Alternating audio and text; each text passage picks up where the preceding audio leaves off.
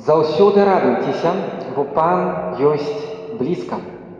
Мы бачым сёння ў Евангеліі Яна, які гаворыць: «Я святло, але не сонца.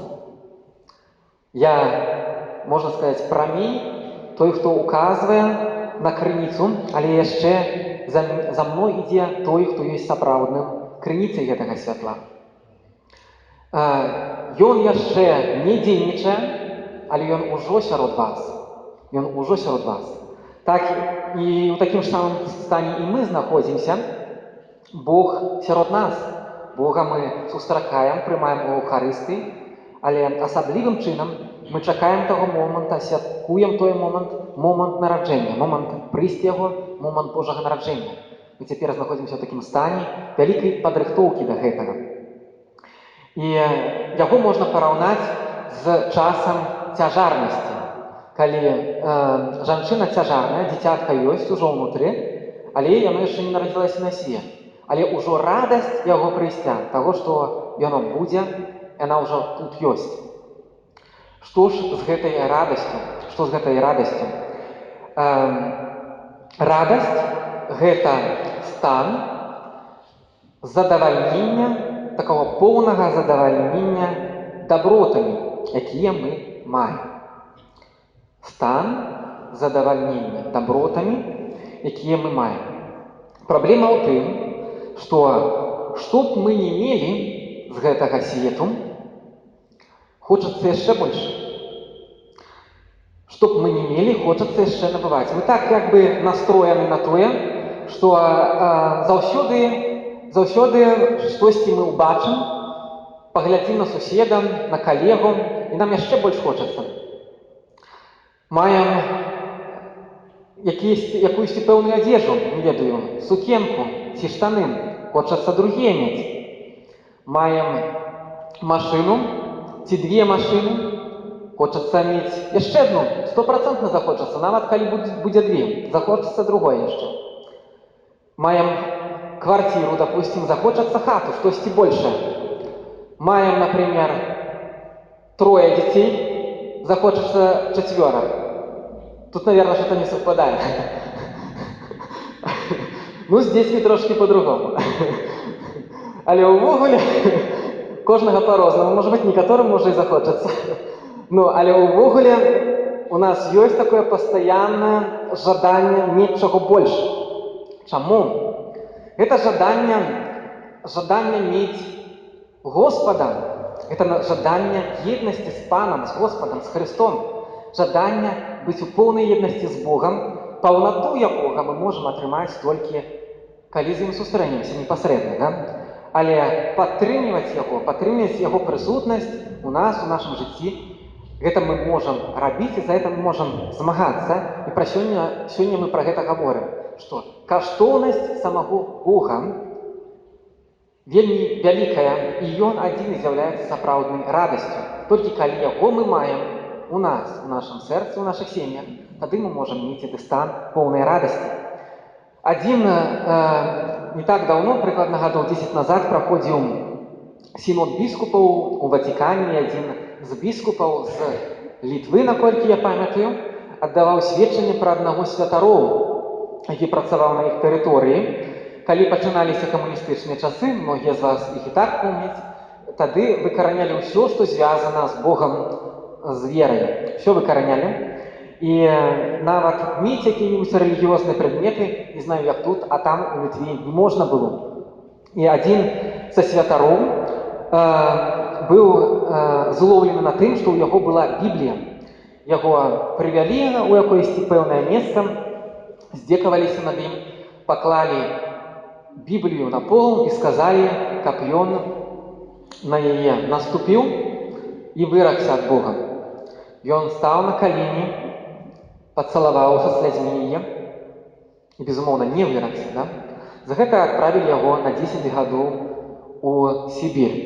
Пасля гэтых 10 гадоў ён вярнуўся у тую ж самую парафію, у тое ж самае месца. І калі ён святкаваў імшу, і там ёсць момант, калі чытаецца Евангелие, чытаецца Святое Пісанне, пасля яго святар яго цалуе. Калі ён цалаваў, усе прыпомнілі гэты момант. Все плакалі, да? Святар гэты, нягледзячы на тое, што Святое Пісанне, нягледзячы на тое, што Бог, ягоная прысутнасць у яго жыцці каштавалі яму цэлых 10 гадоў Сібіры, ён ад яго не выракся, больш таго, ён быў шчаслівы і радасны.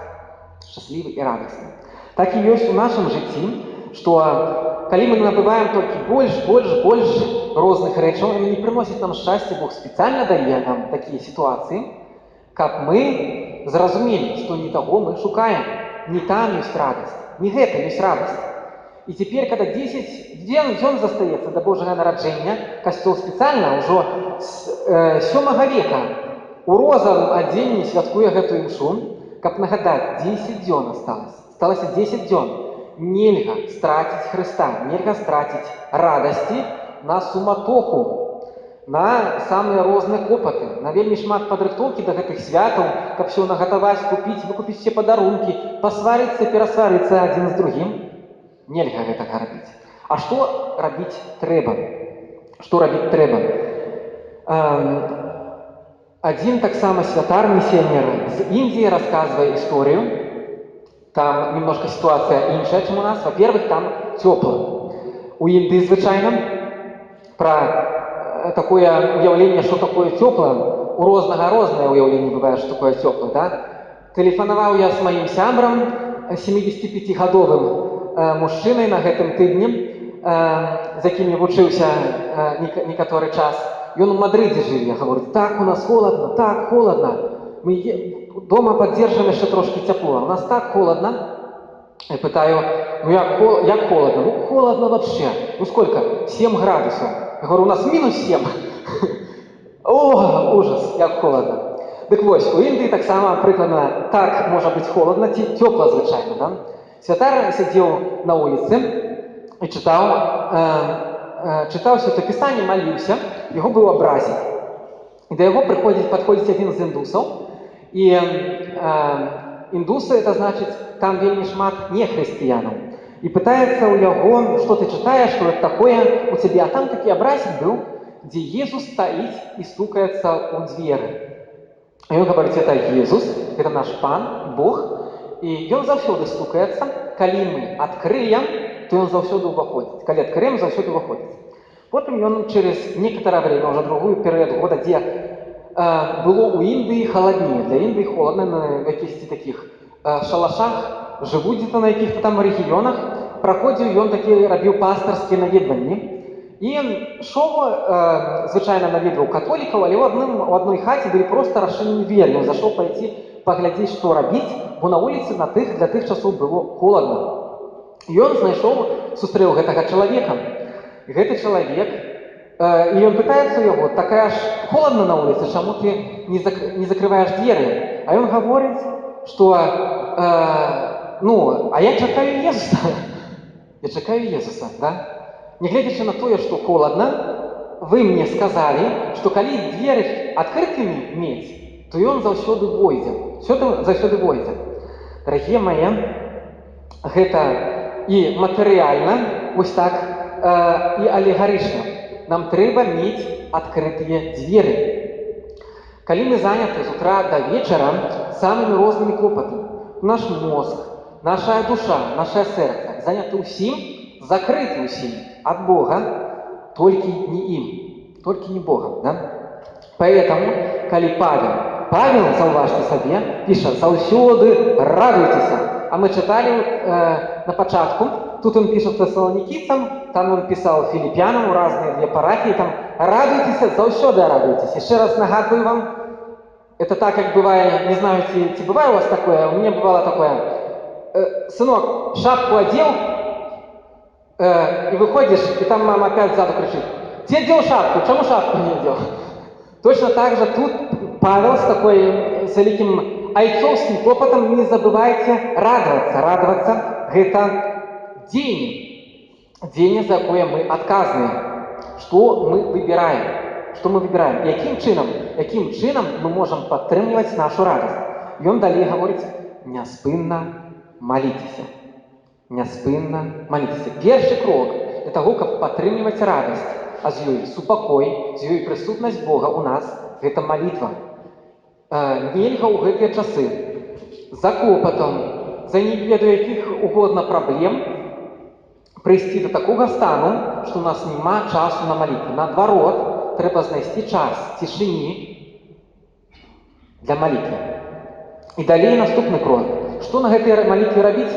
Павел і расказвае. За ўсё дзякуйце, бо такая адносна вас Божая воля. За ўсё дзякуйце. Дарагія мае, у нас 10 дзён засталося. Гэта таксама канец года, пачатак новага года. Якім чынам набыць нам радасць? Першую чаргу знайсці час цішыні. Час, які ізаліраваны ад усіх клопатаў, дзе выключаны телефон, дзе дзеці не будуць непакоіць. Вы скажаце, такога немагчыма. Магчыма. Калі захацець, магчыма. Знайсці 15 хвілін цішыні магчыма. І ў гэты момант дзякаваць.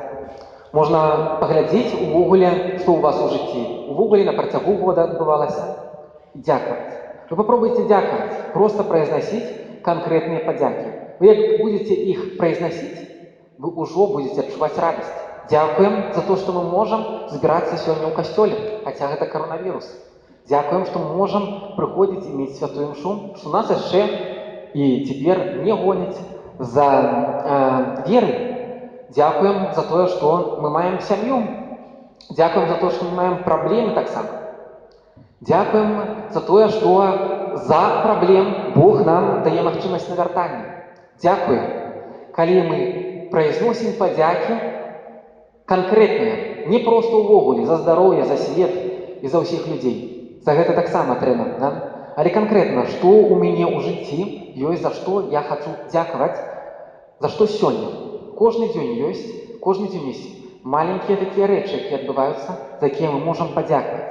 І калі мы за іх дзякуем, будзеце адчуваць, прыходзіць радасць, прыходзіць супакой. Калі кожны дзень мы ставім прыярытэтам, каб не страціць Бога, не страціць Господа, Пан блізка. 10 дзён толькі засталося да Божага нараджэння.